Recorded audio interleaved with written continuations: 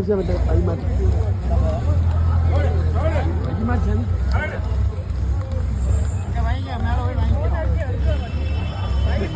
அதான் ஒன்றும் பிரச்சனை இல்லை. அப்படி மாற்றி சாமி நீங்கள் அப்படியே இப்போ மாதிரி கொடுத்து மாற்றிக்கங்க.